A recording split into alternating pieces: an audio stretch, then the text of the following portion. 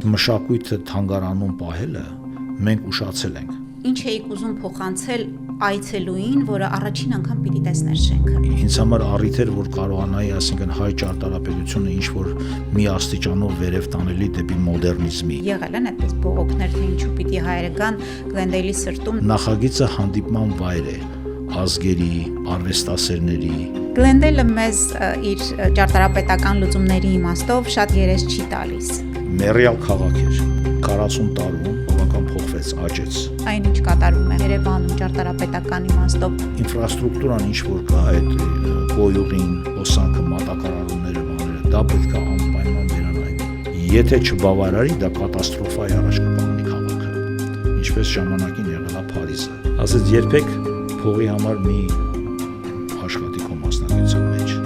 Ասած թող որ փողը քո հետևից կա։ Մեր ժողովուրդը միավորվում է, դառնում է ապառաշ քար։ Երբ որ դա տեղի է ունենում իհարկե։ Շուտ։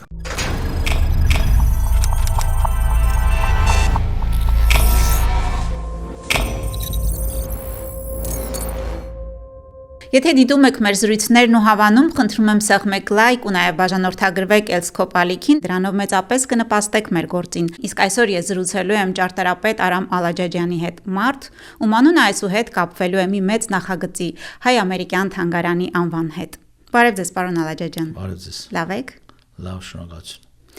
Երբ եք ստացել այս նախագծի առաջարկը։ Բավական տարիներ է, որ խոսվում է թանգարանի կառուցման մասին։ Գաղափարը առաջացել է 2015 թվականին Եղեռնի 100-ամյակի հետ կապված, երբ որ ուրեմն 10 կազմակերպություններ, ներառյալ ուրեմն 10 կազմակերպություններում 4 եկեղեցիները, մեր արևմտյան թեմը, մեր էջմիածնի թեմը, կաթողիկե եւ ավետարանչական համայնքները միացյալ որոշում ընդունեցին, որ մի կարևոր կառույց է պետք է համայնքի համար, ունենալով արդեն Մոնտեբելոյում հուշարձանը, հաջորդ ուրեմն մտահղացումը այդ ուրեմն կոմիտեի կամ այդ կազմակերպության ունենալ թանգարաններ, հայ-ամերիկյան թանգարանը։ Դա ուղղակի 10 տարի առաջ էր։ Դրանից հետո 1 տարի հետո հայտարարվեց մրցույթ, ճարտարապետական մրցույթ, որին մասնակցեցին տարբեր երկրներից, Մեքսիկայից, Ֆինլանդիայից 46 ճարտարապետական ֆիրմեր, բարեբախտաբար մենք հաղթեցինք, այսինքն կրճատվեց դրանից հետո 24, հետո 16, հետո քննարկվեց 8 նախագիծ, հետո 4, այդ 4-ի մեջ մնացինք մենք եւ բարեբախտաբար մեր բախտը բերեց եւ մենք ընտրվեցինք որպես նախագծի հեղինակ ճարտարապետ Ալաջաջյան Մարկոսի։ Պարոն Ալաջաջյան, ինչպիսին էիք պատկերացնում շենքը, երբ առաջին անգամ սկսեցիք մտածել նախագծի մասին, ինչ էիք ուզում փոխանցել այցելուին, որը առաջին անգամ պիտի տեսներ շենքը, ինչ զգացում պիտի ապրեր։ Ինձ միշտ հուզել է այն բանը, որ շենքը ունի իրեն կերպարը, ճարտարապետական կամ գեղարվեստական կերպարա կամ ասելիք ունենա եւ միշտ սա ինձ համար առիթ էր, որ կարողանայի, այսինքն հայ ճարտարապետությունը ինչ որ մի աստիճանով վերև տանելի դեպի մոդեռնիզմի,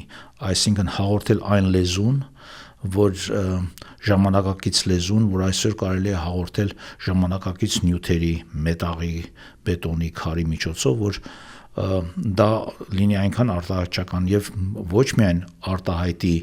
այսինքն նյութը ժամանակի հետ, այլ կարողանա պատմել մեր պատմությունը։ Այստեղ այս նախագծի մեջ ի սկզբանե ես փորձել եմ, որ թաքցնենք այդ, ոչ թե թաքցնենք, բացահայտենք այդ սիմվոլիզմը մեր ճարտարապետության, որովհետեւ եթե նայենք մեր մշակույթին, մեր դառնանքի հետ եւ միջնադարից եթե առաջ ոչ մի ճարտարապետական, այսինքն ոչ մի երկիր չունի այդպիսի ճարտարապետական կառույցներ, ինչպիսի մերն է։ Մեր մշակույթի մեջ ուղղակի առանձնանում է ճարտարապետությունը։ Կարող է որոշ, այսինքն մշակութային ուրիշ, այսինքն երաժշտությունը կամ այնտեղ գեղանկարչությունը, նույնիսկ մանրանկարչությունը ունեն ազդեցություններ, այսինքն հունականից, բյուզանդականից կամ ետ գնանք, այսինքն գառնիում կան էլեմենտներ, որ Պալմիրայում կարող եք տեսնել, բայց քրիստոնեության սկզբի հետ միասին 3-4 դարում մեր ճարտարապետությունը լրիվ փոխվեց։ Իհարկե կային խաչաձև պլանով, այսինքն եկեղեցիներ բաներ, բայց դա մեզ մոտ այնպես զարգացավ, որ նույնիսկ ուշ միջնադարում 12-13-րդ դարում խաչակրաց արշավանքից հետո շատ էլեմենտներ դեպի գոթիկ ճարտարապետություն գնացին դեպի Եվրոպա։ Անի մայրտաճարը հանդիսացավ դրա սկզբնաղբյուրը, այդ սյունայրի փունջը, որ կա։ Դա ոգևորություն էր ինձ համար, որ այդտեղից քաղենք եւ կարողանանք մի աստիճան ավելի, եթե հնարավոր է այսօրվա լեզվով բացատրենք մեր ճարտարապետությունը։ Դա էր, հիմա շատ ասելիք շատ կա, չեմ ուզում երկար խոսեմ, միշտ ասել եմ, բացատրությունը այնտեղ է, որ լեռնապատկերներն են պատկերված ուղղակի մեր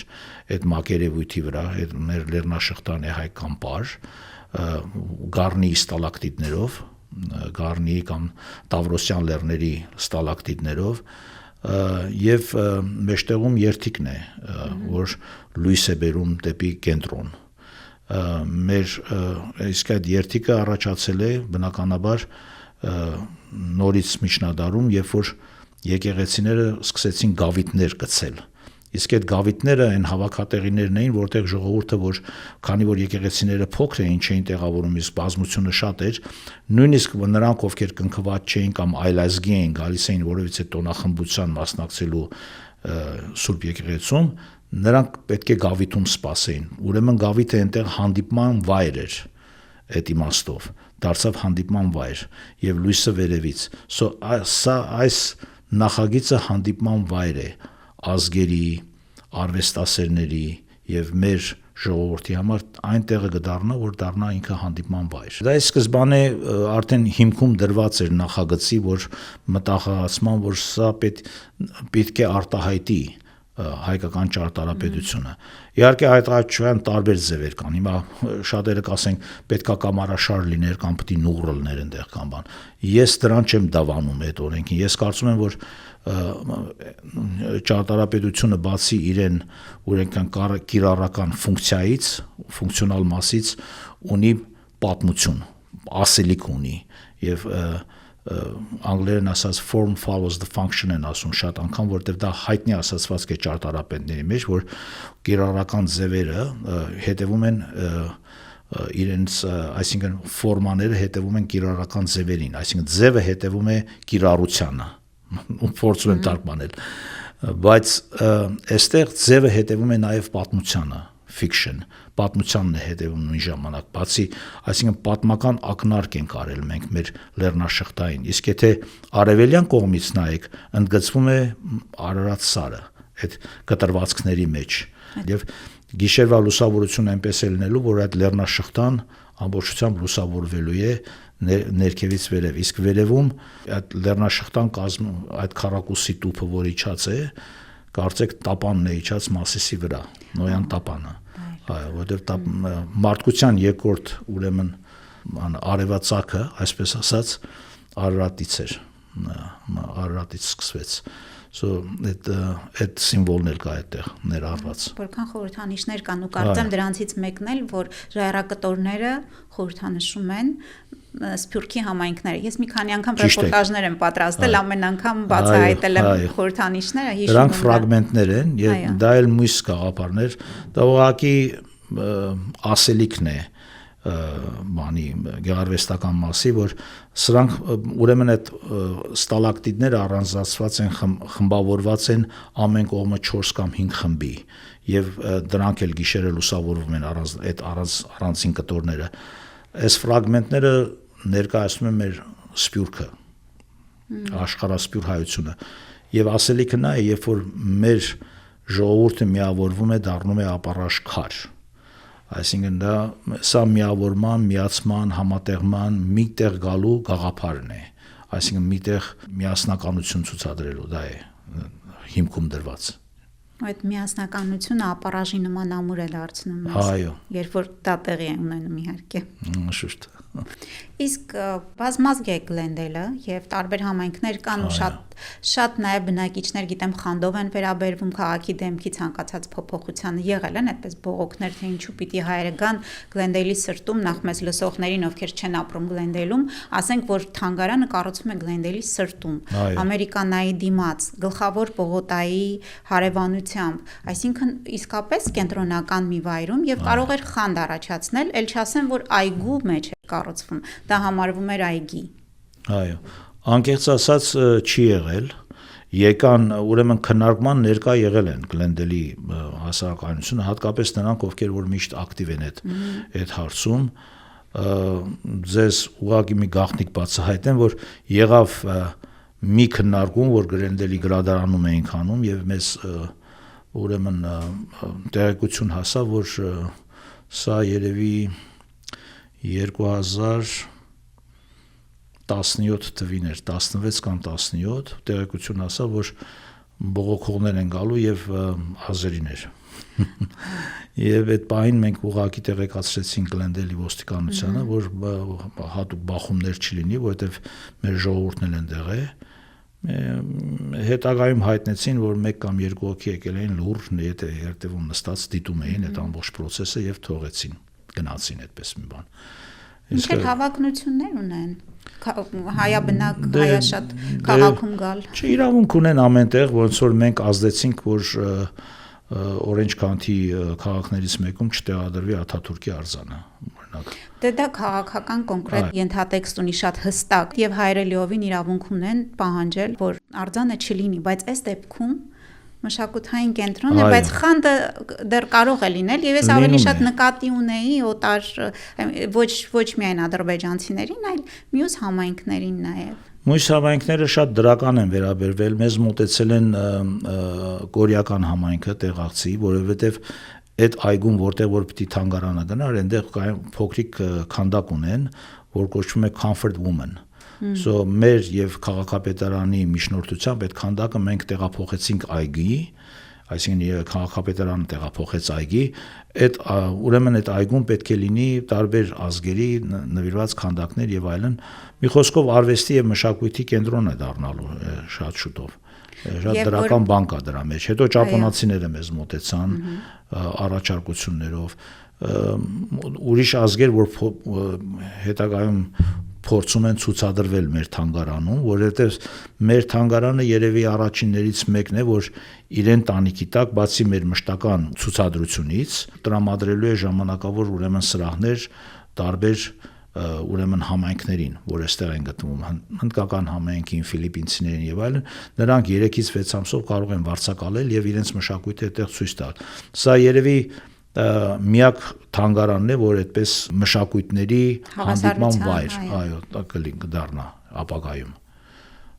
Դե կարող է այդ թանգարանի այդ սրահները մեր ժամանակակից նկարիչներին էլ տրամադրվել, այսօրվա երիտասարդ նկարիչներին կամ սկսնակ նկարիչներին։ Մենք ունենք շատ մշակութային կապեր, որ կարող ենք դրանք իրականացնել, օրինակ Վենետիկի գանձերը, բանում Սուրբ Ղազարի կարող է ցուցադրվել, Վիեննայի կամ Զմարում հավաքված այդ էջմիածնի գանձերը, դրանք կարելի է, այսինքն մասամբ հիմա օրինակ կա, ես գիտեմ, որ Լոնդոնում հայկական գրքերի եւ ձեռագրերի ցուցահանդես են բանանում եւ մենք ուղղակի ոչ թե բանակցում ենք, այլ նոր սկսել ենք խոսել իրենց հետ, տեղյակ եմ, որ հնարավոր է, որ մենք հյուրընկալենք մի քանի ամսով հայկական ձեռագրերը այստեղ մեր նորաբաց թանգարանում, երբ որ մի 2 տարի հետո, երբ որ դա հնարավոր լինի։ Փարիզում կա այդպիսի հավաքածուներ բան, եւ մասնավոր հավաքածուներ կան, եւ այսինքն կան հավաքածուներ, որոնք պատկանում են թանգարաններին, եւ խոսել ենք արդեն LA County Museum-ի Լակմայի հետ, նրանք բարիացակ ամեն շատ ուզում են տրամադրել մեզ ցուցադրվող բաներ։ Կարիք շատ կա ցուցասրահների, ես ձեզ ասեմ, մենք բավական ուսումնասիրել ենք այս 10 տարվա մեջ թիմը, որ հավաքված է, մի հիանալի գործ է անում, աճ եւ ձախ ամենտեղ ոնց որ ասում են իրենց գլուխը խփում են եւ շատ ինֆորմացիա կա դուրսը, որ մեզ ձեռնտու է լինելու, որ մենք կարող ենք այդ դրանք անպայման ցուցադրել։ Իսկ մշտական հավաքածուն ինչ է լինելու։ Լինելու է հիմնականում ուրեմն Հայաստանի մասին, կոչվում է Հայաստան, ուրեմն պատկերելու է մեր մշակույթը ի սկզբանե սկսած Ուրարտուից եւ այլն, հետո ունենք այնտեղ ցուցադրվող ուրեմն մեր էպիկական պատմությունները, որ immersive ձևով է ցուցադրվելու հոլիգրամով եւ այլն, հետո հայկական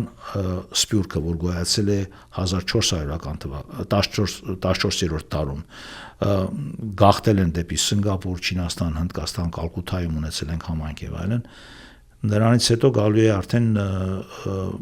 Եղեռնի հատվածը, մեր գենոցիդը, Եղեռնի վկայություններ,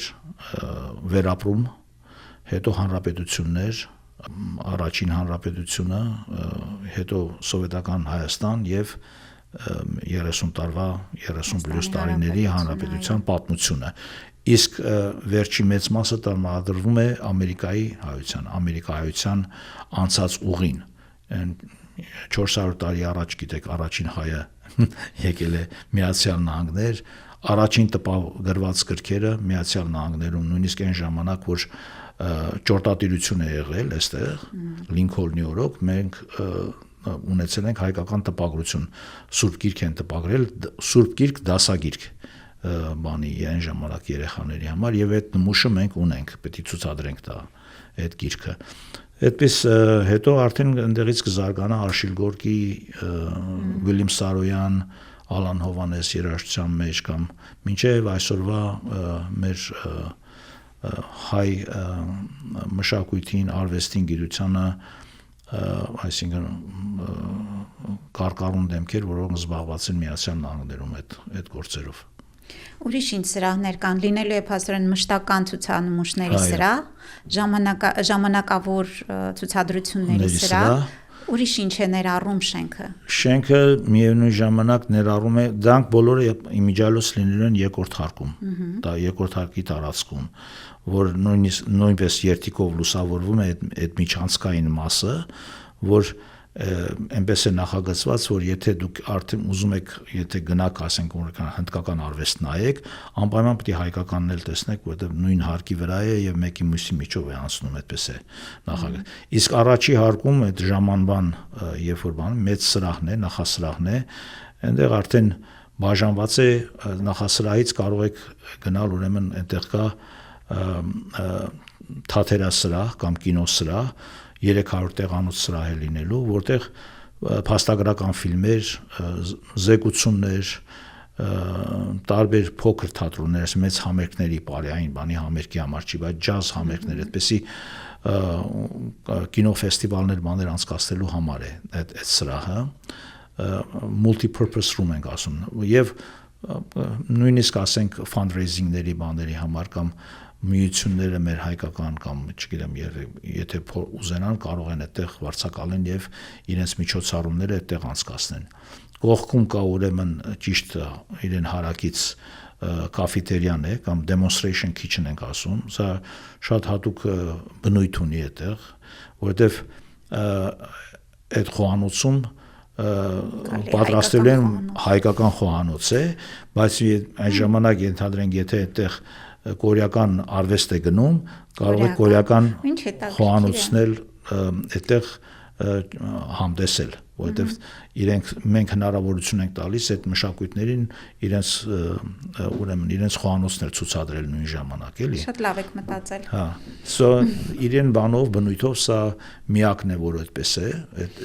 այդ հնարավորությունը ունի։ Հետո այդտեղ ունենք մենք ուրեմն հուշանվերների խանութ պիտի ունենանք, որ բացարձակապես հայկական զարդեղենի եւ այն նուրն էլ այդտեղ կվաճառենք, եթե մարդիկ շատ են հնարավոր է նուրն ու Քամանջան եւ դուդուկը չմոռանանք։ Այո։ Եվ ունենք ադմինիստրատիվ օֆիսներ, բայց ունենք նաեւ learning center, ուրեմն ուսման կենտրոն, ուսուցողական կենտրոն, դա տրամադրվելու է երիտասարդներին տարբեր արվեստի, մշակույթի դասեր անցկացնելու, բարի դասեր եւ այլն բան կան, իսկ մի հատվածը երևի 1/4-ը լրիվ թանգարանի արդեն արխիվների եւ security հետ ապահովության հետ կապված բաներ են, որ 24 ժամվա այդտեղ monitoring system ունեն, որ դիտվում է ամբողջ տարածքը ապահովության համար։ Հրաշալի։ Ներքևում էլ ավտոկանգառներ են, ավելացնեմ, որ տանիքում էլ ունենք տերաս, շատ բացօթյա, թանգարանի շարունակությունն է, բացօթյա թանգարան է, միևնույն ժամանակ այնտեղ պետք է լինի բար եւ եթե հյուրասիրություններ կամ երեկոյի ժամանցի վայր կարող է լինի։ Միջոցառումների, այո։ Իսկ ով է տնօրինելու շենքը։ Այդ 10 կազմակերպությունը, որ ասացիք, 10 կազմակերպությունը կան եւ ինչպես է լինելու։ Այո, արդեն դա ձևավորված է, նույն այդ կազմակերպությունը շարունակելու է տնօրինել շենքը։ Այսպես դուրսից որևիցե տնօրինություն չի գալու, որ դա տնօրինի, սա պատկանում է մեր ժողովրդին այս թանգարանը։ Եվ այդպես դեռ անուն չունի վրան բացի հայ-ամերիկյան թանգարան, այսինքն բոլորինն է սա, եւ ես հույս ունեմ, որ ժողովուրդը բացվելուց հետո կսկսի հաճախել այնտեղ եւ տեսնի ցուցադրությունները, թանգարանը եւ լավ առիթ է մեր համար սա։ Այո, եւ անվանը ավելացել է մշակութային կենտրոն։ Ինչ որ պահի ավելացավ, որպեսզի այդ մեսեջը այդ փոխանցվի համայնքներին, որ սա միայն հայերի մասին չի, այլև բոլոր համայնքների մշակույթը պետք է ներկայացնի։ Մշակութային կենտրոն է, որովհետեւ մենք այդտեղ մշակույթ ենք դասավանդելու, ինչպես ասեցի, առաջի հարկում լինելու է learning center-ը, կամ մշակութային ուրեմն ձեռնարկներ է լինելու,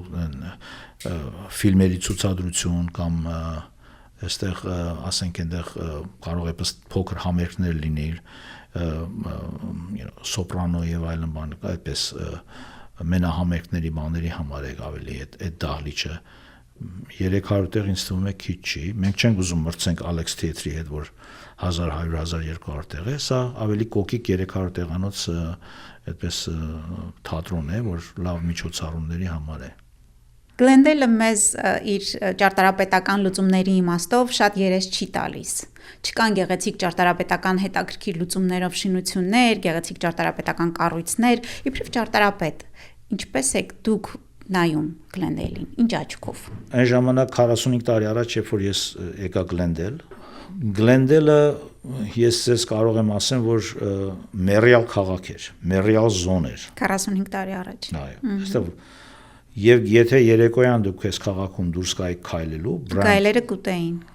Ոչ միայն գայլերը կուտեին, ժամը 7-ից 8-ից հետո ոչ ոք չկար փողոցում։ Կային 3 կինոթատրոն, որոնք չէին աշխատում,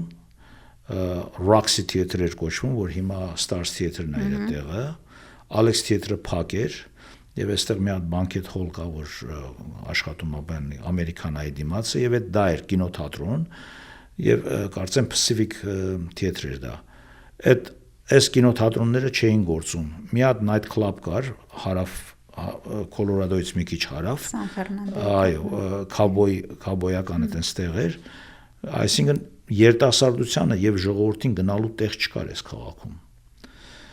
Ես մի բանում համոզված եմ, որ այս 40 տարում այս քաղաքը բավական փոխվեց, աճեց։ Համաձայն եմ ձեզ հետ, որ այտենց գլխավոր պլանավորում չկա եւ Փասադինայի պես այդքան այգիներ եւ այլն բաց տարածություններ չունի, բայց փորձում են այս իրենց նախագծման planning department-ը աշխատում անել։ Բայց հիմա որ երեկոները դուրս գաք, մինչեւ ժամը 11-12 ժողովուրդը քայլում է, ապահով քաղաքը։ Այո, ապահովության հարցում շատ ապահով քաղաք է։ Ամերիկանան շատ օգնեց այս միջավայրը փոխելու Քրուսոին, որ պիտի արժանին մատուցել այդ մարդուն, որովհետև նա էլ բավական պայքարեց նախքան այդ նախագիծը, որ հաստատվի այս քաղաքում, բայց ժամանակա պետք որ փոխվի։ Ինձ թվում է դեպի լավն ենք գնում մենք եւ բարեբախտաբար մեր հայերը հանգրվանել են այնպիսի քաղաքում, եթե կանոնները եւ օրենքները չխախտենք, քաղաքը լավ քաղաք է, շատ ներկայանալի, մրցում ենք մենք Beverly Hills-ի եւ մյուս քաղաքների հետ, իրեն բոլոր որակներով, ես չեմ ասի ոչ մի որակով կամ երկու։ Իհարկե ձեր ասած դիտողությունը վերաբերվում է ամբողջ Ամերիկային, ոչ միայն Գլենդելին, որովհետև այստեղ այդ քաղաքաշինարարության սկզբունքները նոր քաղաքներ են, դոլարը համեմատված է քառակուսի մետրի հետ։ Այո։ Այդ սկզբունքով են շարժվել։ Այսինքն հասարակական կամ սոցիալական այդ կյանքի ներդրումները չի նկատվում ճարտարապետության մեջ կամ քաղաքային պլանավորման մեջ։ Դրա համար աղքատիկ է թվում, իսկապես էլ աղքատիկ է ինքը, որևիցե քաղաքներ կամ այստեղից դուրս գաք, եթե ասենք գնաք օրինակ Մոնտեբելո կամ Ալտադինա եւ այլն, այնտեղ ոչինչ չկա։ Շատ ավելի տխուր է։ Այո, տխուր է վիճակը։ Միակ քաղաքը, որ կարելի է որպես օրինակ ծառայեցնել, Փասադինան է, որտեվ առաջին քաղաքներից մեկն է Լոս Անջելեսի։ Իհարկե դաունթաունն էլ իրեն հմայք ունի այդ երկնաքերներով բանով, որ չի ասի մոտենում են Նյու Յորքին, բայց ինչ որտեղ ունի այդ հմայքը։ Որոշ իմաստով մոտ է։ Մաքրում են հիմա շատ փոխվեց, դաունթաունն էլ այդպես չէր։ Ավելի այդ հոմլեսների մանի տեղեր, բայց շատ մաքրեցին Bunker Hill project-ից հետո բավական փոփոխություններ էլ այնտեղ եղավ։ Ճարտարապետական լուծումների ֆասադ, գեղեցիկ ֆասադների այդ իմաստով եւ դաունթաունում եւ Փասադինայում շատ գեղեցիկ շենքեր կան։ Այո։ Բայց Գլենդելում հիմա այդքան հիմա նոր սկսել են ուշադրություն դարձնել, որովհետեւ այդ ավելի բնակելի զոնա ոնց որ լինի։ Մի ժամանակ ասում էին, որ it's a bedroom community, այսինքն ժամը 7-ից հետո լույսերը անջատում են։ Եղել է Գլենդելը, այսինքն շատ ունեցել է հետաքրքիր օրենքներ, չեմ կարծում ժամանակ ունեք անդրադառնանք դրանից, ես դրանք ուսումնասիրեմ, որ օրինակ ինչ օրենք։ Օրինակ որոշ տներ կան, որ իրենց title-ի մեջ կադաստրը են ասում հայերեն, թե ռուսերեն է դա, կադաստրի մեջ կա գրված, որ սևամորտները պետք է ժամը before sundown they have to leave the city։ Մինչև արևի մայր մտնելը իրենք քաղաքը պետք է թողնեն եւ մինչև հիմա կա այդ դրանք։ Ես ինձ պատահել է նախագիծ ա եկել, որ մենք տունը պետք է քանդենք, նորը անենք բան եւ ես այդ title-ի վրա կարդացել եմ, որ կա այդպիսի բան։ Եղել է դա Գլենդելում, բայց դա անցյալում է։ Հիմա այդ օրենքը չի աշխատում, բացարձակապես Միացյալ Նահանգներում այդ կողմնապահություն չկա այդ հարցում, բայց այդպիսի քաղաք է եղել։ Պարոն Ալաջաջյան, հետաքրքիր է, հայերն էլ են այստեղ վաղուց ապրում եւ իսպանացիներն էլ, իհարկե չենք կարող համեմատվել իսպանական ծագում ունեցող բնակիչների հետ, ժամանակային իմաստով իրենք ավելի վաղուց են ապրում, բայց շինությունների Լոս Անջելեսում, Գլենդելում հատկապես շատ շինություններ կան իսպանական ձեռագրով, բայց հայկական հայ ճարտարապետներ չեն ստեղծագործել այս քաղաքում, ընդհանուր Լոս Անջելեսի էրիայում եթե վերցնենք։ Լոս Անջելեսում եղել են հայ ճարտարապետներ։ Եկեղեցիները կան, այո, Լոս Անջելեսում եւ իզարմանս ես ասեմ, օրինակ Վաշինգտոնում առաջին ճարտարապետներից մեկը, որ մազապուրց փախել է բանից, գենոցիդից եւ շատ մեծ դեվելոպերի համար է աշխատել Վաշինգտոն DC Մեսրոպյան ազգանունով, առաջին այդ բարձրահարկ շենքերի նախագծողներից մեկն է եղել։ Հայկական ձեռագրով։ Հայկական ձեռագրով չի։ Ես կասեմ, հայկական ձեռագրով քիչ շենքեր կան դե այստեղ։ Կան զոնաներ Գլենդելում, օրինակ Ռոզմոյն area-ն, այդ տարածությունը կամ բանը Northwest են ասում, Northwest, որ Քենեթ փողոցից վերև մի քիչ, այդտեղ հիմնականում սարքված տները մինչև մեր հասնելը Գլենդել հայերի հասնելը, դրանք բոլորը այդ ոճի մեջ էին։ Ինչա քաղաքապետարանը ինչա փորձում անի, որ այդ ոճը պահպանի, որ շատ կոնգլոմերատ չդառնա ամեն մեկ, չգա այստեղ մի հատ բան հիմնականում փորձում են դա անել եւ դա ընդհանուր քաղաքաշինական իմաստով ճիշտ է խարակտերը պահելու համար։ Օրինակ եթե դուք գնում եք Հունաստան Սանտորինի, դեք չեք ուզի Սանտորինիում մի հատ տեսնեք արաբական բան, մինարետ, օրինակ եմ ասում։ Տգեղա, չի գնահատում։ Հիմա ես շատ համամիտ չեմ ինչ որ Դուբայում բանում սարքում են, որովհետև դա երես չունեցող, ոչ չունեցող ճարտարապետություն է, դա ուղղակի ամերիկյան եւ եվրոպական ժամանակակից ճարտարապետության խառնուրդա բաց տարածքա սարքում են, խնդիր չկա այնտեղ։ Բայց այս այն երկրները, որոնք ունեն պատմություն Եվրոպայում հատկապես, այնտեղ չի կարելի։ Հիմա այստեղ ունի պատմություն 1900-ական սկսած, որովհետև առաջին բանը երկաթգիծը գծվել է Գլենդելում եւ Brand անունը տեղից է գալի, Brand-ն է ինքը պարոն Brand-ն է առաջին երկաթգծի գիծ անողի Լոս Անջելեսում հեղինակն է եղել, իր անունով է կոչվում այդ բուլվարդը կարծեմ։ Ունի պատմություն Գլենդելը, բավական հետաքրքիր պատմություն ունի, հիմա 100 տարուց մի քիչ ավել, 120-130 տարվա պատմություն ունի, որ այս ճարտարապետական բանը խումբը, ոչ թե խումբը, այլ planning department-ը փորձում է դա պահպանի ինչքան հնարավոր է։ Եվ ես այդտեղ սխալ բան չեմ տեսնում, անկեղծ ասած։ Բայց մեր համար, ասենք, եթե օրինակ եկեղեցի են կառուցում կամ դպրոց են կառուցում, դա լրիվ տարբեր բան է։ Վիճելու առարկա էլ չի նույնիսկ ինձ համար, եթե ես այդպեսի նախագծեր ունեմ եւ հիմա էլ կառուցվում է մի եկեղեցի Central-ի եւ Glen-Oaks-ի անկյունում, վերափոխում ենք Incarnation-ը, հայկական եկեղեցի է դառնում բացօթյա խորանով եւ այլն, եւ լրիվ հայկական կերպար է ունենալու դա։ Այդտեղ վիճելու բան չկա, որովհետեւ մեր կրոնը դա է պահանջում։ Հիմա այդտեղ եղան բողոքողներ եկան, խոսեցին, որ պահպանեք այդ եղածը բան, բայց դա ոչ խորանի տիպն է մեր կրոնին համապատասխանում, ոչ էլ ճարտարապետական ոճը, այդ բաները պիտի փոխվի, այդպես դա Ուզում եմ ձեր նախագծերից հարցնել, մի քիչ մարդկանց ներկայացնենք ինչ նախագծեր ունեք։ Իմ ամենասիրած ճարտարապետական իմաստով լուծումների միշտ հիացել եմ, միշտ տարբերվել են այդ երկու եկեղեցիները, ուզում եմ պատմեք, որոնք են դրանք, փաստորեն երկուսն էլ ձերն են, ձեր նախագծով են կառուցվել եւ իսկապես տարբեր են։ Այո։ Դե ես Լիլիթ ջան, ինչպես ասեցի, միշտ փորձել եմ, ես չեմ հավատում այն բանին, որ պիտի ասենք Հռիփսիմե եկեղեցին 7-րդ դարի վերցնենք ստեղ կառուցենք, որ լինի հայկական, մեկին մեկ։ Ես ավելի նայում եմ, որ եթե հնարավոր է մենք այսօրվանը դնենք դրա մեջ, մոդեռնիզացնենք այսօրվա լեզուն, որովհետև այսօր տեխնոլոգիան տարբեր է, այդքան զարդաքանդակ եւ այլ քարի վրա չենք աշխատում, իհարկե քարապատում ենք մենք երեսապատված է։ Հիմա վերցնենք Հայ կաթողիկե Սուրբ Գրիգոր Լուսավորիչ եկեղեցին, որ կառուցել ենք 25 տարի առաջ, դա այնտեղ էլ եկեղեցի կար, վերափոխեցինք Հայր Ռաֆայել Մինասյանի ցանկությամբ, այդ կոչվեց Սուրբ Գրիգոր Լուսավորիչ։ Քարերը մենք բերել ենք ամբողջ Սուրիայից, որովհետև այնտեղի համայնքներ նվիրատվել։ Խորանները տաշվեցին Լիբանանում, Լիբանանի Սուր քաղաքում, որտեղ ռումբ էին նետում եւ ես այնտեղ նստած այդ քարտաշների հետ նայում ենք, թե խորանները ոնց են տաշելու եւ գծագրերը տարել ենք, բացատրենք 40 տոննա մարմարա նստած այդ եկեղեցու խորանի վրա, այո։ Սուրիայից էլ այդ քարերը եկան, հանքը ուրեմն այդ հանքը, որ ընտրեցի, որ պիտի այդ քարերը գային, դա Մալուլա քաղաքի մոտ էր։ Մալուլան սարի վրա մի հատ շատ փոքր քաղաք է, որտեղ Հիսուսի առաջի խորանն է, այդտեղ աղոթել է 14 տարեկանում։ Եվ այդ խորանը պահպանվում է հունական եկեղեցիում, այնտեղ այդ եկեղեցին կա։ Եվ այդ քարը հատուկ ընտրեցինք այդ քարհանքից կա, Մալուլայի քարհանքերից եկավ այստեղ։ 25 տարի առաջ էր, այդ եկեղեցին ոցվեց։ Մեջ այնտեղ էլ շատ խորհուրդ կա,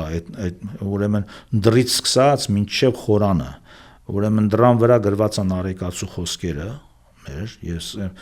երբեմն եթե իմ ինտերվյուները նայում ասում են Նարեկացի եք կարդում, այո, կարդում ես, որովհետև ես այնտեղ գրել եմ անմատչելի հեռավոր եւ անընդվզելի մերձավոր։ Դուք բառերի ծանրությունը նայեք, անմատչելի հեռավոր Աստծու համար է ասում, որ անմատչելի է այնքը եւ անընդվզելի մերձավոր, այնքան մոտիկա, որ չես կարող ընդվզես իրան։ Հետո մտնում եք ներս եկեղեցին, արդեն այնտեղ կա գավիթը, գավիթում ուրեմն դրված է իրենք ունեին մի հատ Հիսուսի արձան, որ կաթոլիկները ընդհանրապես այդ Հռոմից էին բերել եւ այս Հիսուսի խաչելությունը պիտի մի ձևով այնտեղ ես պատկերացնեի, փայտի վրա էր էտի։ Իմ մոտեցումը, լուծումը, որ ես մենք փայտից հանենք, հայկական խորանի մեջ է եւ կողքերից ուրեմն երկու քարի կտորներ են ու ինքը կախված է օդի մեջ։ Այդ խաչը մեր խորանի հետ եմ լուծել ես, խորանի հետ խաչա կազմել ինքը, որ մտնեք կարող եք նկատեք մոմավառության խորանը դա։ Հետո մուտքից որ մտնում եք, այնտեղ լուսապսակ կա, որ լուսապսակը նորից տաշված է այդ ճառագայթներով, իսկ մեկը դա բանն է, ցիրկաթինն է, մեր գալակտիկան է։ Իսկ մի հատը զարդած է, դա էլ մեր երկիրն է, խաչի ձևով զարդած է։ Իսկ ուրեմն սյուները, որ ներսի սյունաշարը որ կա, այդտեղ կա 16 սյուներ, որ 12 առաքյալներն են եւ ուրեմն 4 ավետարանիչները, բայց կա եւ մի հատ սյուն, որ տարբեր է շատ իր դիզայնով ամբողջ։ Կլոր մնացածը ուղղանկյուն սյուներ են, այդ մեկ սյունը տարբեր է։ Եվ էսի օծման ժամանակ ինձ բոլորը հարցնում էին, ասում էին, «Էս պակաս է եկես սյուները, բանասի չէ, դա պակաս չի»։ Այդ մի սյունը տարբեր է։ Ընդհանրապես մենք տրադիցիայով ճարտարապետները շինարարության ժամանակ մեր միջնադարում մի սյունը նվիրել են եկեղեցին կանգնեցնող հոգևորականին։ Այդ սյունը նվիրված է հայ Ռաֆայել Մինասյանին։ Դրա համար ինքը տարբերություն էր անում։ Ինքը տարբեր էր բոլորից, որ կառուցեց այդ եկեղեցին, դա էլ այդ խորհրդանիշն է։ Մի խոսքով այդպես ամեն էլեմենտ դետալ ես իմ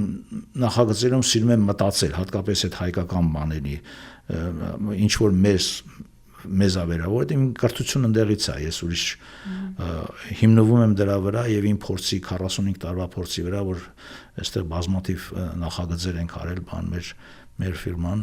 Շատ վեհաշուկ տեսք ունի։ Այդ մեծ խաչմերուկը անցնելիս անհնար է ուղղակի ակնածանքով չնայել, նույնիսկ կողքի բենզալցակայանը չի փչացնում այդ վեհաշուկ տեսքը։ Ցավոք էդի չկարողացանք այն ժամանակ գտեինք, որ այնտեղ փորձում էր մի փոքր ցուցասրահ աներ Հար Ռաֆայելը, բայց չվաճառեց դերը հետո։ Շատ ափսոս։ Իսկ երկրորդ կոթողը նախագիծը, որով ես մի քիչ ավելի հպարտ եմ, որ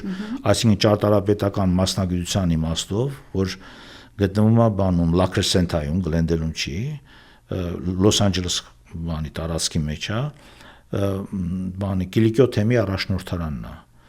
Ուրեմն դա էլ այդտեղ կոնկուրս եղավ, այնտեղ 8 մասնակից կար եւ մենք բարեբախտաբար շահեցինք։ Այդտեղ ուրիշ խորհուրդ կա այդ նախագծի մեջ։ Ուրեմն այնտեղ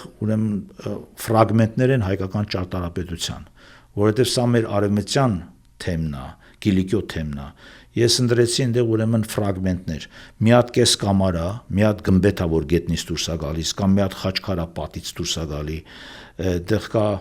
խաչ, որ պատի խաչ չկա, բայց փորած է խաչաձև։ Պատը, որ նայում եք, հարթ պատի մեջ դատարկություն է եւ այդ դատարկությունը խաչն է, որ նայում եք, որ տեսնեք գզգակ, որ խաչ է ինքը։ Ես եւ մեջից դուրս է գալիս այդ մետաղի եւ ապակու ֆորմաները։ Այս նախագծում ես իր օծման օրը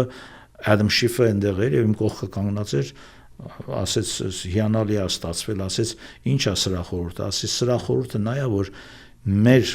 արևմտյան Հայաստանում թեկուզ քանդված եկեղեցիների ֆրագմենտները, եթե մենք այսօր հավաքենք, ելի գեղեցիկ ճարտարապետություն կստացվի, որովհետև այդ էլեմենտները բոլորը եղել են մտածված էլեմենտներ։ Ոչ աշխարհում ոչ մի ազգ չունի այդպիսի էլեմենտներ, ինչպես որ մենք ունենք։ Այդ փորձը այդտեղ կատարվեց եւ ինձ թվում է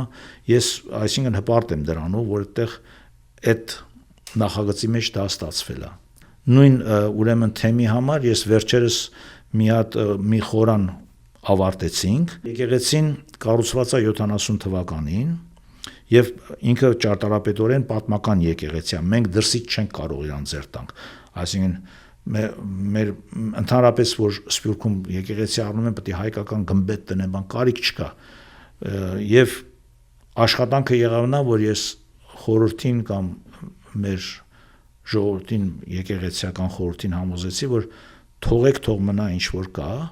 ներսում, ինտերիերում իրենց խորանը փոխեցինք եւ խորանի տեղ ես դրել եմ հայկական խորան, որ ինքը մի հատ եկեղեցի է։ Շատ հետաքրքիր ստացվեց եւ կարծում եմ դա էլ լավ գործ է, մի օր եթե բաց լինի, բացվի, այսինքն առիթ ունենա, գնացեք տեսեք, որովհետեւ շունչը տալիս է մեր ճարտարապետության։ Շենքը ինքը կիսաթեք այսպես վեր խոյացող ուրեմն բանով միակենտրոն եկեղեցի է, որ եղել է ավետարանչական եկեղեցի այդպեսի, բայց ներսի իր հիմնական այդ վիտրաժները բաները աշխատել են պահպանել, որովհետև դա սարքված է իր նրբությամբ, պետք չի դրան ձեռք տալ։ Սա էլ մի բան է, որպես ճարտարապետ, այսինքն որից է ճարտարապետ, որ վերցնում է այդպիսի մի աշխատանք, պետք չի որ գմբեթ ավելացնենք կամ վերցնենք քար շարենք, հայկական տուֆը կպցնենք, որ դառնա հայկական։ Այդ մեջի ես ուզում եմ ցույց տամ, որ այդ մի հատ խորանը եթե փոխեցինք մենք ոչ ոք չի սխալվի, եթե ներս մտնեք, կասեք սա հայկական եկեղեցի է, որովհետև բոլոր էլեմենտները այդ եռախորան բանի հայկական են այդտեղ։ Եվ այսքան։ Քանի տարի եք ապրում Միացյալ Նահանգներում 45-46 Միացյալ Նահանգներում այո ասացիք Գլենդել եմ 45 տարի հա մեկ տարի ուրեմն սկզբում մենք Ֆիլադելֆիա էինք այնտեղ երկար չմնացինք 3-4 մեր եկած տարին շատ աշխատանքի գտնելու վիճակը լրիվ բացարձակ վատ էր որովհետև այս տոկոսները 20%-ի էին մոտ աշխատանք չկար հետո մենք մտածում էինք որ արդեն Լոս Անջելես տեղափոխվեինք մի մոտավորապես 1 տարու չափ Հոլիվուդ մնացինք Հոլիվուդում էինք ապրում հետո Գլենդել տեղափոխվեցինք որովհետև առաջի աշխատանքը որ գտա Parsons Company-ն էր որ ավելի ճարտարապետա ինժեներական ֆիրմ էր ավելի բանը ինժեներություն էին անում քան թե ճարտարապետություն որ ստեղծագործական աշխատանք չկար մի խոսքով ստանդարտ կուբիկներ էին որ պետք է իրար կողք շարեիք էլի հենց հարցից ենթատեքստը դա է ստեղծագործող ճարտարապետի համար ինչպիսին էր միջավայրը եւ մտահղացումների համար ներշնչանքի աղբյուրը որտեղից էիք գտնում կամ այս 45 տարիների ընթացքում ոնց եք ձեզ զգացել եթե կարճ հարցը ձևակերպեմ ոնց եք ձեզ զգացել իբրև ճարտարապետ Միացյալ Նահանգներում այդ իմաստով դե սկզբում որ եկա ես ինձ համար ուրիշ որտեվ անկեղծ ասեմ սկզբում որ եկա այն ժամանակ ովքեր որ գալիս էին գնում էին ոսկերչական բոլորը խորհուրդ էին տալի որ Դե մինչև հիմա լավ գործ է համարվում։ Համե։ Լավ գործ է։ Հա, որովհետև դաունթաունը մեր հայերը գրավել էին եւ որտեղ ոչ մի վատ բան չկա։ Շատ լավ մասնագիտություն է եւ այո, հիանալի գործ է, եւ լավ է մեր ժողովուրդը այդ բանի մեջ են։ Բայց չէ, քիչ կային խորհուրդ տվող, որ գնա ճարտարապետության։ Ես ուղղակի իմ մասնագիտությունը այնքան էի սիրում, որ ասում եմ, երազում եմ, ասում եմ ինչ լինի, մենակ թեկուզ մատից սրեմ, մի հատ լավ ճարտարապետի մոտ, այդամ այդ գործը անեմ։ Բայց բարեբախտաբար առաջի գործս այտենց արդյունաբերական էր, հետո 1 տարի հետո արդեն ես զգացի, որ պետքա ժամանակնա փոխեմ։ Ուղղակի կարդացի մի հատ շատ հայտնի ճարտարապետ համաշխարհային անուն Արթուր Էրիքսոնը, որ ընդունում էր օփենինգ ուներ գործի, դիմեցի ինձ կանչեց ինտերվյուի ժամանակ ինձ այսպես նայեց գործերս, հետո ասեց որ որտեղից ես, ասի Հայաստանից, ու ասեց ես 1 օրով եղել եմ Հայաստանում։ Ես զարմացա, ասի ինչպես, ասեց Ռոստովից գնացի մի հատ երթիկ կար նայելու Հազարաշենը։ Ասեց գնացի հետի նայեցի 1 օրով, հետո հետ վերադարձա, ասեց հետո ինձ այդպես ասեց որ ինչքան գումար ես ուզում բանա ասեցի ինչ որ վճարեք ես ձեր մոտ այնքան որ ձեր մոտ աշխատեմ ասես լուրջ նայեց ինձ ասեց դու հեռու կգնաս ասեց երբեք փողի համար մի աշխատի քո մասնագիտության մեջ ասեց թող որ փողը քո հետևից կա ասեց որտեվ այստեղ կան շատ աշխատողներ ունեմ ասեց $1 համար իրանց մորը կծախեն ասեց էդի մի թող չդառնա քեզ համար դա պրինցիպ ասեց այնպես մոտեցի որ դու ավելի կարևոր է քեզ համար մասնագիտությունը եւ ինձ ընդունեց այդտեղից սկսվեց հետո բազմաթիվ այդենց հայտնի ճարտարապետների հետ աշխատի Արթուր Էրիքսոնից հետո Արաթա Իսուզակի ճապոնացի շատ հայտնի որ մոկան նախագծեցին ես այդ նախագծի վրա եմ աշխատել եւ եթե նայեք այդ մոկան Museum of Contemporary Art-ի եւ այդ Erickson Tower-ի միջև այդտեղ հրապարակ կա եւ աստիճանները որ ցած է իջնում դա կասկադն է հիշացնում ձեզ որովհետեւ ես այն ժամանակ Ջիմ Պետրովիչի մոտ էի աշխատում շատ ազդված էի մեր կասկադի աստիճաններից այդտեղ այդ տարբերակ այդ բակը մի քիչ հիշացնում է նրան իհարկե տարբեր է սա եւ այն ժամանակ ես մի ընկեր ունեի ավստրալիացի տղա էր որ միասին երեկոները ամեն ուրբաթ օրը մենք հավաքվում էինք այդ հայտնի ճարտարապետները, ասենք Արաթա Իսուզակին լինի կամ բան, մեր գալիս էին, խոսում էին երիտասարդների հետ, ոգևորում էին, մեկի այտենց ապարտմանում հավաքվում էինք, բայց այս ավստրալիացին աշխատում էր մի հատ շատ հայտնի ամերիկացի ճարտարապետ, որ Frank Lloyd Wright-ի սերունդից էր, John Lautner, եւ իրեն օֆիսը Chinese Theatre-ի դիմացն էր, բանի Hollywood Boulevard-ի վրա, վերջի հարկում, իրեն 86-87 տարեկան էր այն ժամանակ համարյա գնում էի ես այդ ընկերոջս հետ միասին որ դուրս գանք մի հատ գարեջուր խմենք բան էսկոմ մի օր էլ ինձ ասեց ես շատ հոգնած ես երևում Ջան Լատները ասեցի դե moonlighting եմ անում, գիշերներ ասեցի տնից եմ աշխատում, ահագին գործ ունեմ այս կոմենքում, ասեց ես քեզ մի խորհուրդ տամ։ Այս եթե ուզում ես, ես արդեն լայսենս ունեի, որովհետև 84 թվին քննություններ հանձնեցի եւ մեր դիպլոմով իմիջիալոց առաջի ճարտարապետն էի, որ պոլիտեխնիկի դիպլոմը ընդունեցին իրանք եւ ես քննություններ տվեցի եւ պոլիտեխնիկի դիպլոմով վրա իմ լայսենսս վերցրել եմ։ Հաստատեցին իրանք հետո քննություն իհարկե քննություն տվեցի 14 հատ քննություն եմ տվել, բայց իրանք ընդունեցին որպես education։ So լայսենս ունեի եւ ինձ բանը ասեց որ ջանը ասեց ես 4 անգամ bankruptcy եմ ֆայլ արել, բայց ասեց ինչ որ ստորագրում եմ it's John Lautner։ Ես եմ, ուրիշ մարդ չի։ Այդ գիտեք սունկի նման մի հատ տուն արել ինքը, որ միացյան վրա է Հոլիվուդի բոլոր ֆիլմերում, այս հին ֆիլմերում 60-ական, 70-ականների իր այդ տանը շատ են ֆիլմ նկարել, շատ հայտնի, հետո բանի մի հատ հայտնի ֆոտոգրաֆեր կա դրա տունն, շատ Լոս Անջելեսում ինքը շատ հայտնի է եւ ընդհանրապես աշխարհում էլ։ Այդ խորհուրդը ինձ մտածել տվեց, որ ես պիտի առանձնանամ եւ իմ ընկերս Սակո Մարկուսի հետ օֆիս որոշեցինք բացել եւ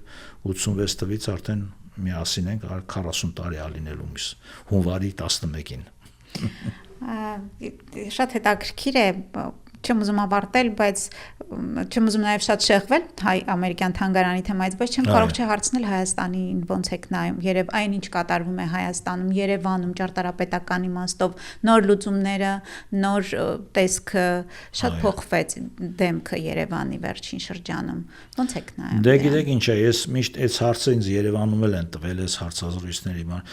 Քաղաքը պետք է զարգանա, անհնար է որ որևիցե երկիր շինարարություն, որովհետև շինարարությունը հիմնական էկոնոմիկ ուժն է որևիցե աշխարհի։ Եթե շինարարություն կա, ուրեմն սառնարան է վաճառվում։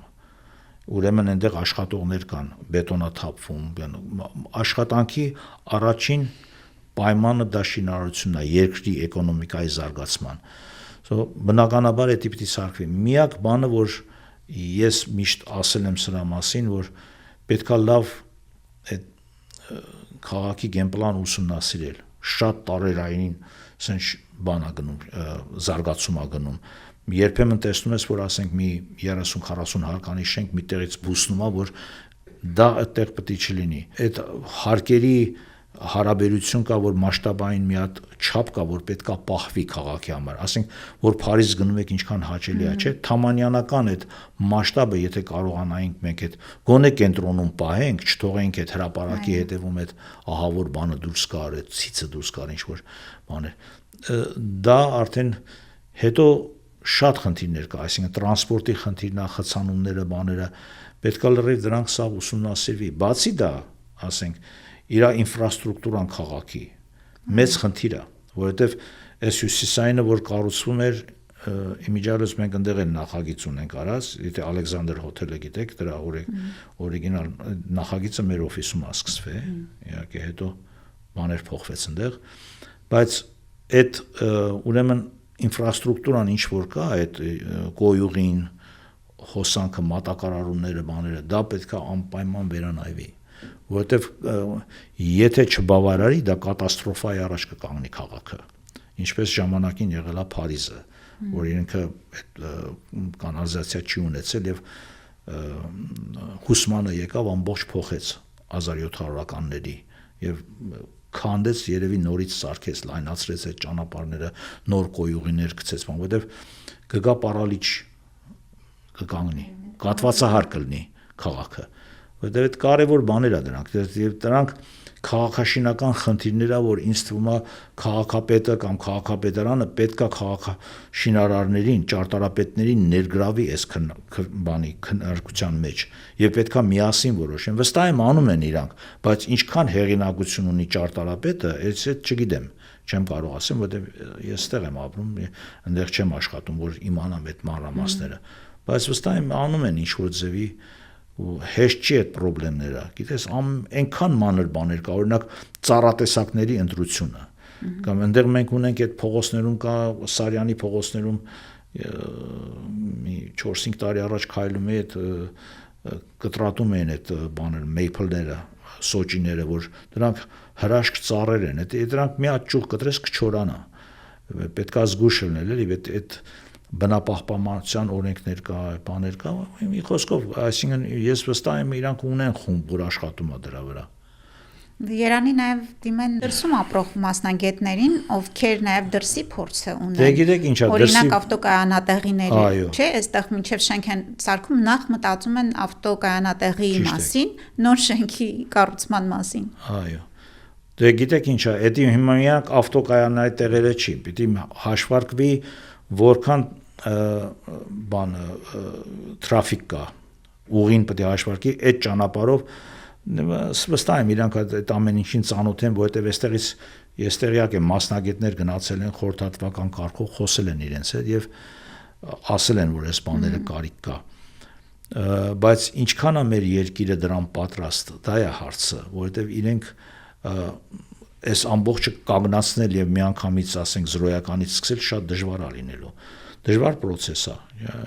ով էլ լինի չի կարող միանգամից անի, բայց ժամանակ է պետք, բայց պիտի հաստատուն ճանապարհ լինի, մի հատ պիտի գրաֆիկա ունենաս, որ սա չի շեղվելու, սենց է լինելու, եթե սկսենք դա փոփոխել, կոմպրոմիսի գնալ որևիցե տեղ, արդեն ինքը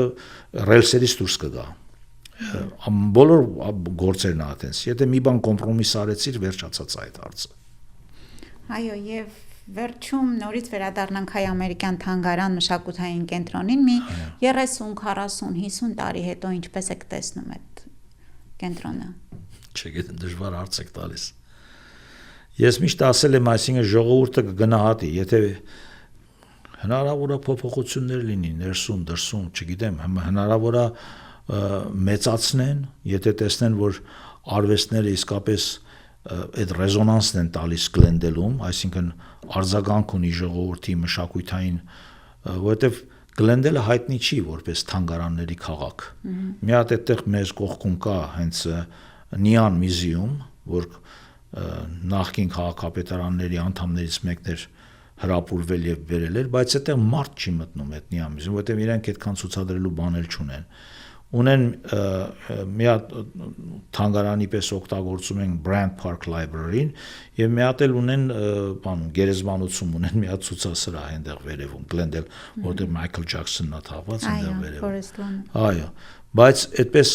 մեծ թանգարան չկա Glendale-ում։ Օրինակ իսկ Pasadena-ն թանգարանների քաղաք է, Northern Simon, ունեն իրանք 7 թանգարան ունի մենակ Burbank քաղաքը, փոքր թանգարաններ են իհարկե։ Այստեղ մեզ մոտ կան իհարկե ցուցասրահներ, կան անհատական բան, բայց այս մասշտաբի թանգարան Գլենդել քաղաքի համար ինձ թվում է բավական բան է, ազդեցիկ կլինի, էլի։ Տոնը կփոխի քաղաքի։ Այդ հույսով եմ, որ ինքը կփոխի եւ պետքա լավ արվի, պետք է լավ անենք մինչեւ վերջ։ Այո, եւ կառավարումից էլ շատ բան կախված կլինի, նայած ոնց կառավարվի։ Անշուշտ։ Ես վստահ եմ, քանի այս խումբը կա, Բերջ Կարապետյանը, Զավենը Քազազյան, մեր այսինքն բոլոր կազմակերպությունները, 4 եկեղեցիները, քանի միացյալ են, ես 100% վստահ եմ, որ շատ լավ էլ կառավարվելու է, որովհետեւ այսքան էներգիա եւ այսքան այսինքն միջոցներ, որ տրամադրվում է, որ այս թանգարանը ոտքի կանգնի, անհնար է որ թողեն ցախողվի։ Վստահ եմ, որ մեր ժողովուրդը պետք է մեջքին կանգնի, չի կարելի։ Սա մեր դեմքն է, մեր էությունն է։ Հիմա ես 45 տարի այստեղ եմ, մեկը կա երկրորդ, երրորդ սերունդը իմ քերուս ընտանիքի երրորդ սերունդն է արդեն այստեղ։ Մեկը կա 10 տարի է եկել, մյուսը կա 2 տարի է եկել։ Բոլորի օջախն է։ Ոչ մի բացառություն չկա։ Սա պետքա լինի բոլորի օջախը, բոլորը պետքա համարեն, որ սա իրանց այցելելու, միանալու, հիանալու տունն է, այնտեղ որտեղ իրենք կարող են շփվել իրենց մշակույթի հետ կամ ինչ որ նորություն տեսնեն կամ բան անեն։ Այդ մտադրությամբ է արվում, որ ժողովրդին միասնականություն որ բերենք իրար հետ բոլորիս։ Շատ լավ ասացիք, մեր բոլորի հիանալու տունն է։ Գնանք եւ հիանանք։ Հիանանք մեր անցյալով ու նաև ներկայով։ Այո։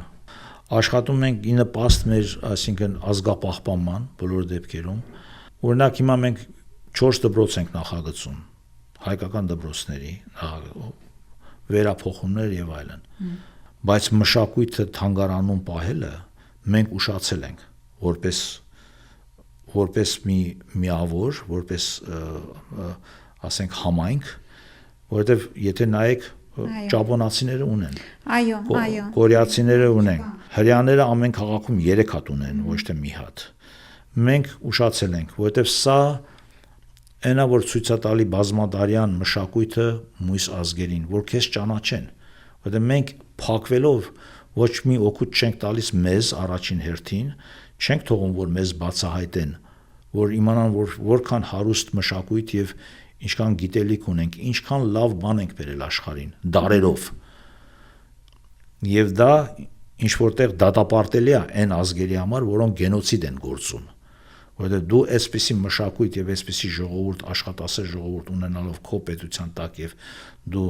գենոցիդի ենթարկես, ուրեմն դու լավատեղյակ չես։ Մեր լրատվական միջոցները կաղում են աշխարհին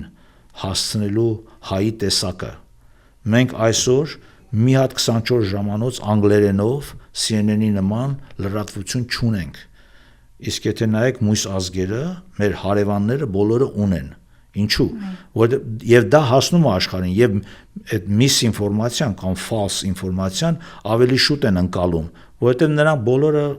ընկալում են անգլերենը կամ ֆրանսերենը կամ իսպաներենը։ Իսկ մենք մեզ համար եթե հաղորդում ենք, այդ իմելի մենք մնում ենք մեր կաղապարի մեջ։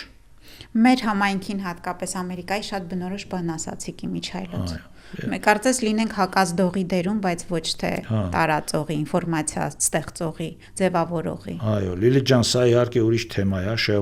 շեղվում ենք ճարտարապետությունից, բայց մեր մտահոգության բանից նյութերից մեկն է, որ հիմա ունենք 7-8 հեռուստաընկերություն, չէ, որ բանը մեր բանի վրա, սպեկտրումի վրա կարող եք ալիքները շրջել եւ բոլորի հաղորդումները նայել։ Բայց չունենք մի հատ մատչելի 24 ժամանոց լրատվություն ի նպաստ ազգայնամետ, որ 24 ժամ քարոզի, որ այն երիտասարդը, որ անգլերեն է խոսում, կամ օտարը, որ մենակ այդ լեզուն է հասկանում, նա շուռ է տալի այդ ալիքը, տեսնում է, որ ինչ որ բան է, կոմեդիա է գնում կամ բան է գնում, մի րոպե կնայի, հետո շուռ կտա։ Բայց եթե այդ լրատվությունը գնա եւ մշակույթի մասին լինի կամ գիտեք, այսօրվա իրադարձությունների մասին, թեկուզ համաշխարհային իրադարձությունների մասին լինի անգլերենով, նրանք կնայեն, կհետաքրքրվեն, որ սա այս ինչ տեղեկություն է, որտեղից է գալի։ Ինձ թվում է սա անհրաժեշտություն է, ես իհարկե խորհուրդ չեմ տալի եւ այդ բանն էլ դիտողն էլ չունեմ խորհուրդ տալու, բայց ես կարծում եմ, որ մեր համայնքը պետք է սկսի դրա մասին մտածել։ Դե միգուցե 10 կազմակերպության հաջորդ մեծ պրոյեկտը սա դառնա։ 100% հնարավոր է, բայց պետք է մտածվի դրա մասին, պետք է այդ ծրագիրը պետք է դրվի մեր որպես ազգային ծրագիր, որպեսզի կարողանանք հաղորդակցվել աշխարհի հետ, որ այսօր ինչ որ լուր տարածվում է, որ դա լինի ճիշտ եւ այսինքն հասանելի մյուսներին էլ։ Շատ լավ բան եք ասում, հուսամ, որ համայնքը նախ կհամախմբվի, մի բան, որ այս պահին չկա, եւ երկրորդ ձեր ասածի պես այդպես գեղեցիկ եւ տեղին ու շատ անհրաժեշտ նախագիծ կմշակի ու կիրականացնի։ Ես էլ եմ հույսով։ Շնորհակալ եմ։ Շատ շնորհակալություն, ես եմ շնորհակալ։